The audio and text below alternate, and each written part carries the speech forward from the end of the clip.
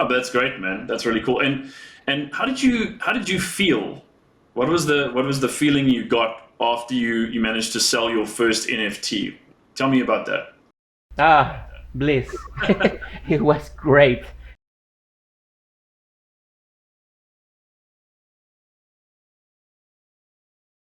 Greetings, everybody. I'm Brynn from Arc.io and MarketSquare.io, and I am talking to Jose Argenzio today from RAWR NFTs on the Wax ecosystem.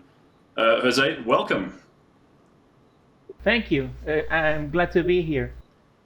Oh, that's awesome. So I've heard a lot about your creations, your NFTs, the stuff that you've been working on. Just before we get stuck into all of that, could you tell me a little bit more about yourself, your personal journey in crypto, and pretty much, how you got into this whole NFT thing? What's the story there? Yes, a friend of mine had a small collection on the Wax blockchain, and he was telling us about to enter, I think, on April. So we finally took this decision to take the step on May. Um I think it was the beginning of May, and we're very grateful with him because it was really a radical decision because we left our jobs and we said let's do this 100%. And yes, it's our life now. Oh, that's incredible. So you basically had jobs, you were working in traditional industries or jobs or 9 to 5s, that kind of thing, and you just abandoned it altogether to pursue your dream of creating NFTs. Is that correct? Yes, yes. It was like the time of the pandemics was really hard here, and I had an steady job, but the pandemics plus the how do you say, it's not burden, but it's like it was too much job for one person. Yeah. So we decided to give our health the priority, and let's move into this. And it resulted that working on NFTs is like a 24-hour job because there are so many persons involved around the world, and with different schedules and agendas, and but it's really fun. It's really fun. Oh, that's awesome, man. That's really cool. It's great to hear that it's all working out for you, and it does seem like your project's doing pretty well. I've checked out the site and the artwork. Very, very funky stuff. Um, just out of interest, how would you describe your NFT collection and your individual art style? What would you say about that? Uh, the word that we try to put into every piece is kawaii. It's like fun and naive, tune style. That's the style of my wife. She her main work 2 years ago was doing children's books Wow. and illustrations, and she gets that into the work. I could say I'm her biggest fan. Everything she does is amazing. She takes she always seeks my opinion, and those are our babies. Oh, amazing. So you guys are actually a team. Is that right? So you and your wife you both work on the NFTs together, and how's that dynamic? How does that work with you two? We start doing uh, how do you say, a brainstorm, Mm.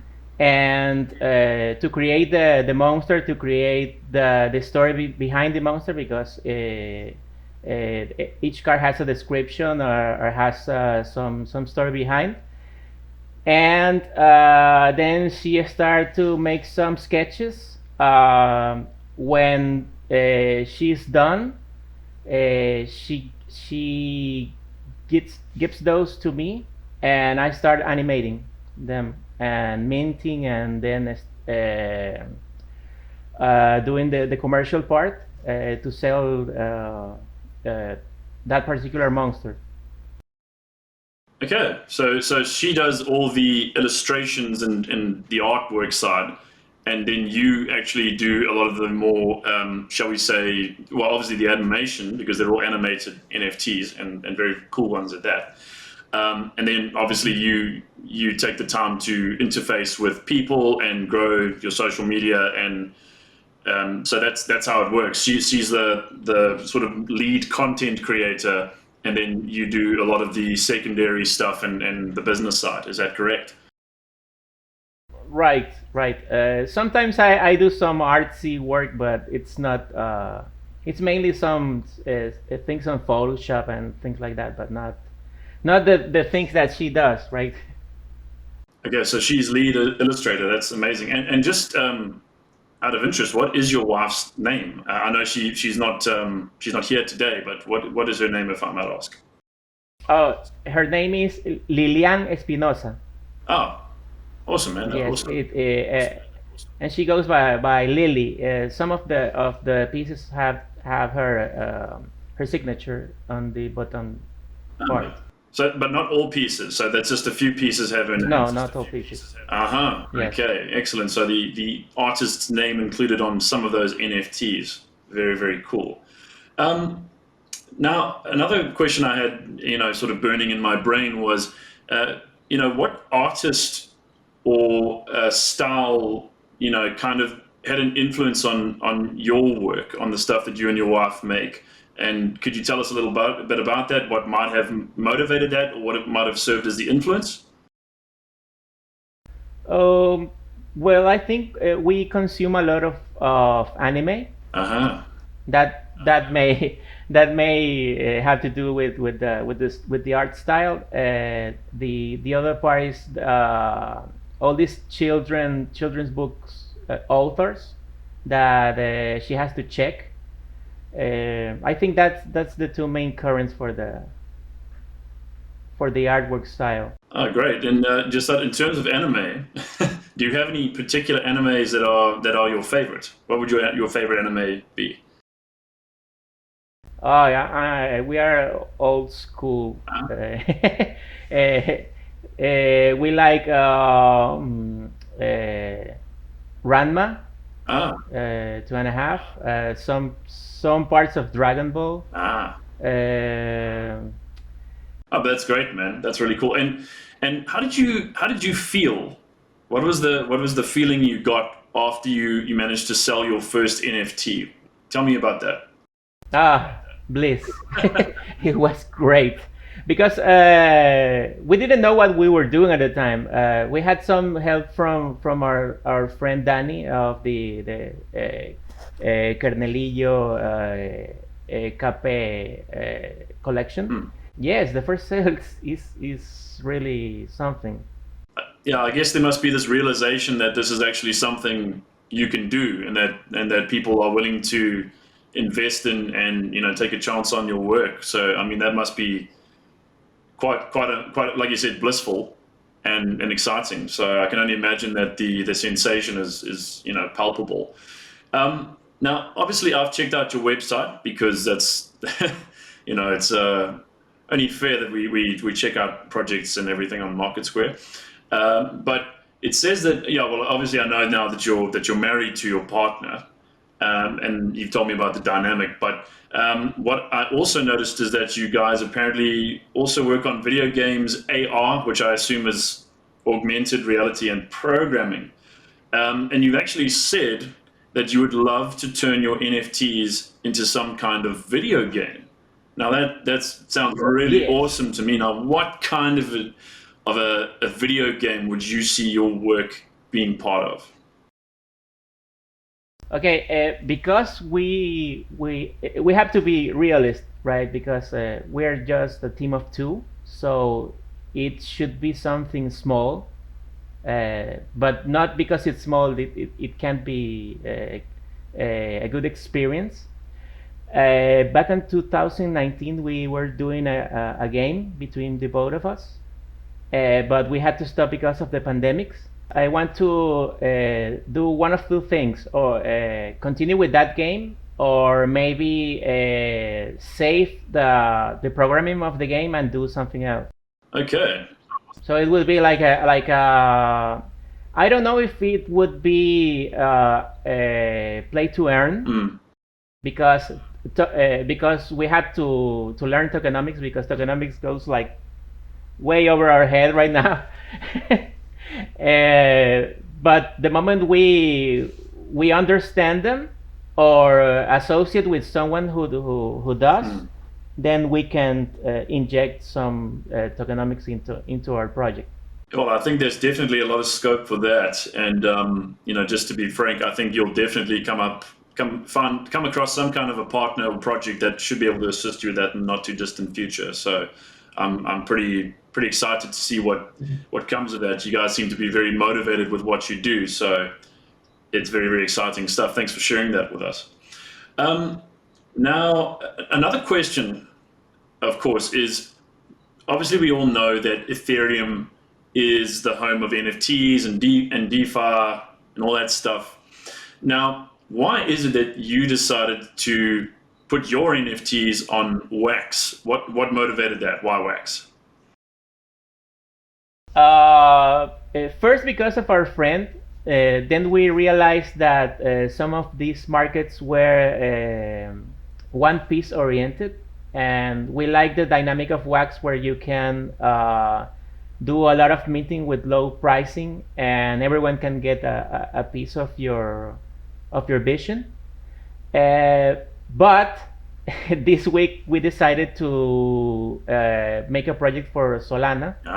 We've done some testing, and now we're able to mint.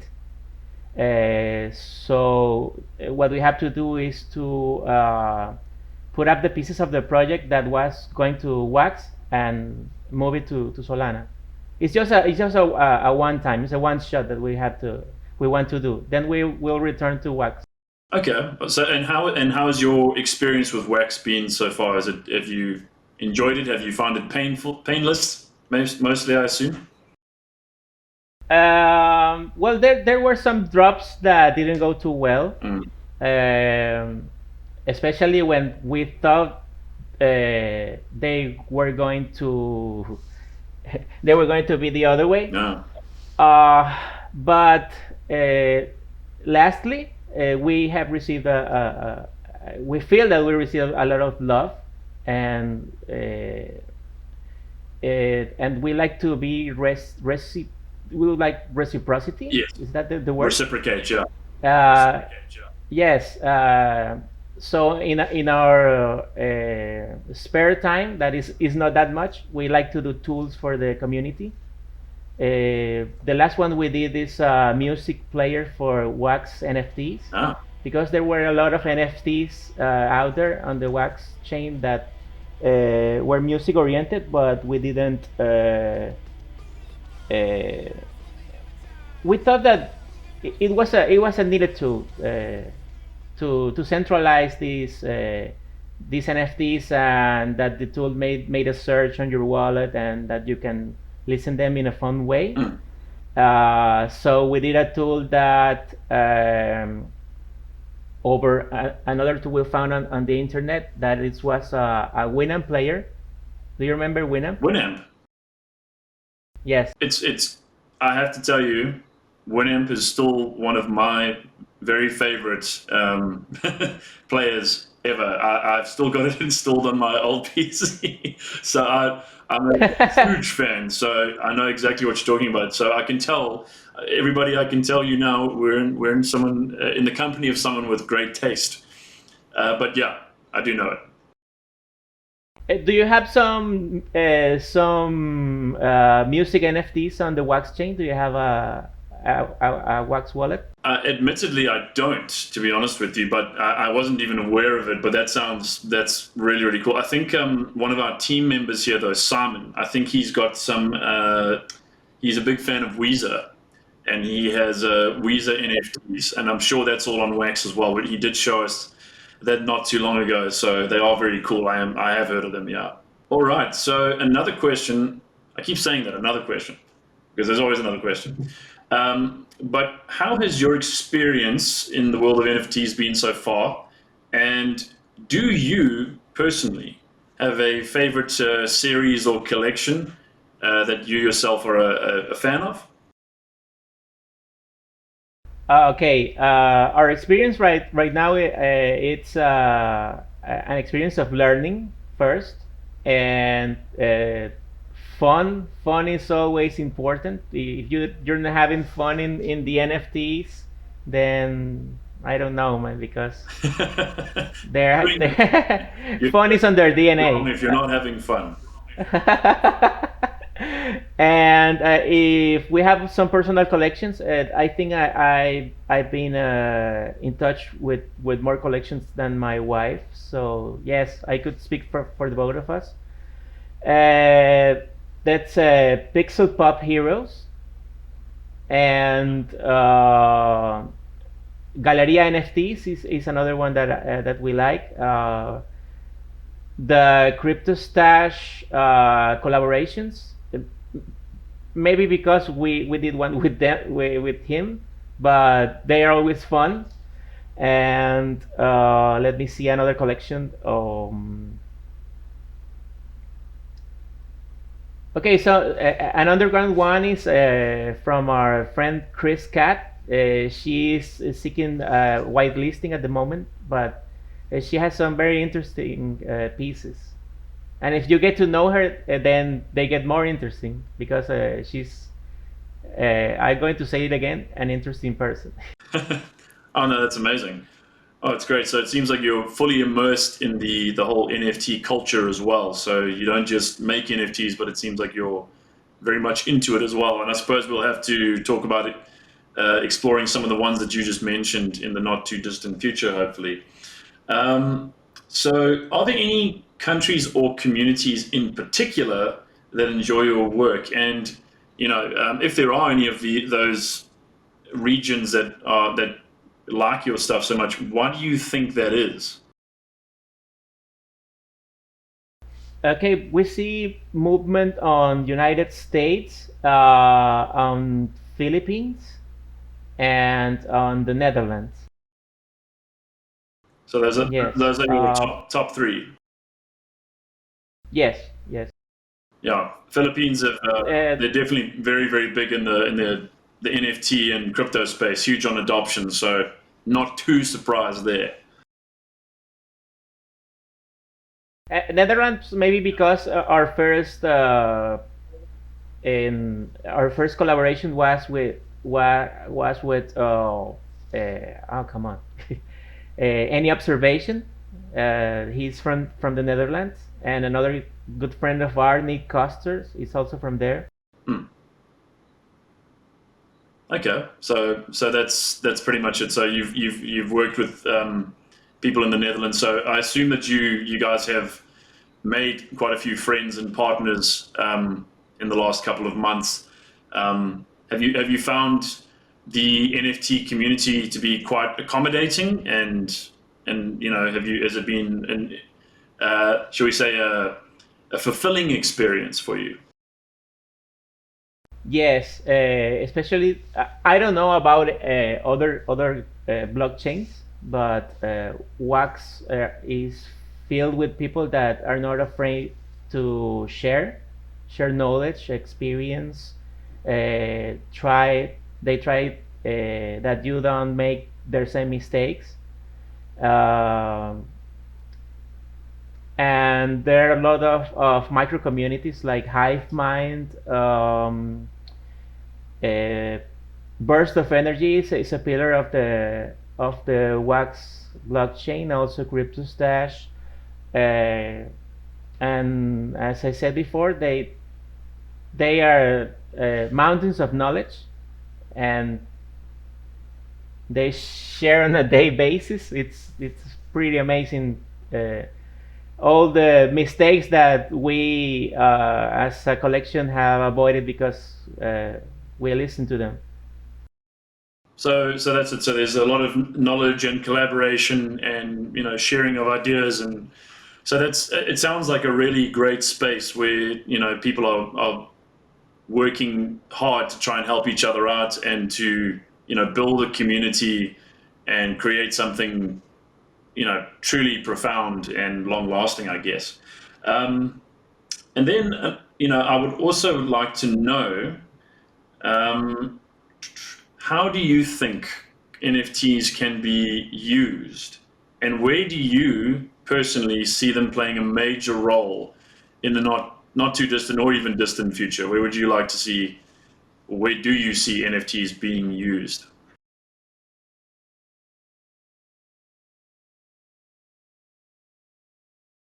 We see a lot of projects out there, uh, mainly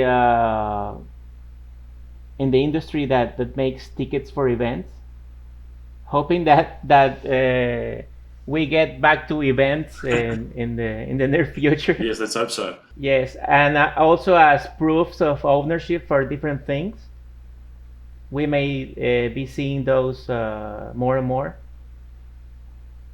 and also as ways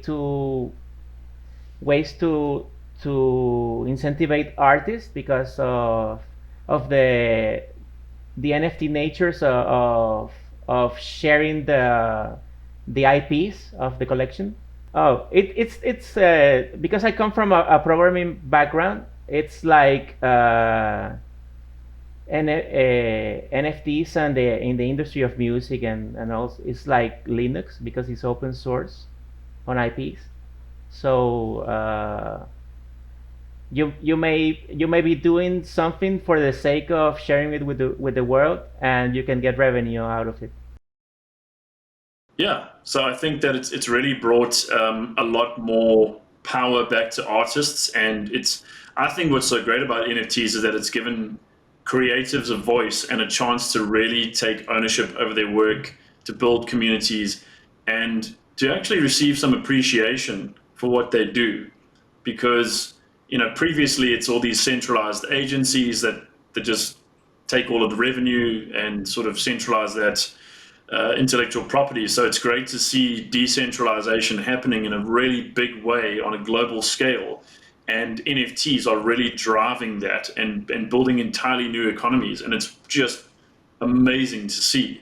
And I think that a lot of people don't really fully realize that artists are talented individuals and that their work does have significance and meaning. And it's just really great to see so much light being shed on really cool projects, and just I just think it's amazing stuff what you guys do. It's truly incredible. So yeah, kudos to that.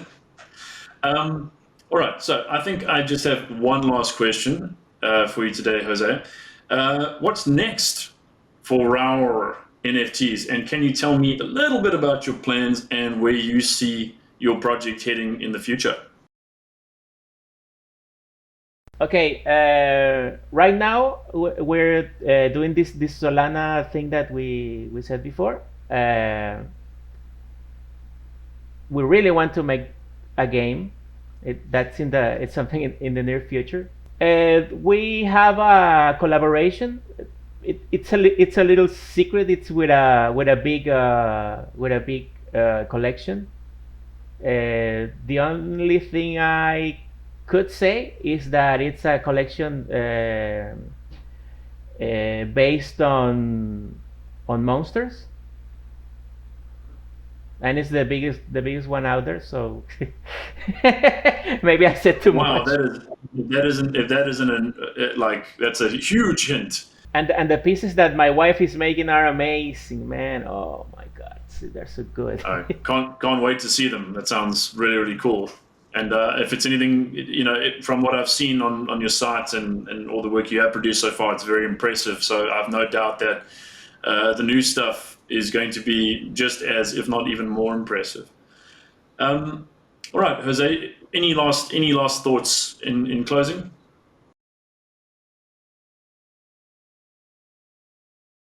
I don't know, maybe keep collecting, keep supporting your favorite collections, because we do this with love, and it's something very real for us.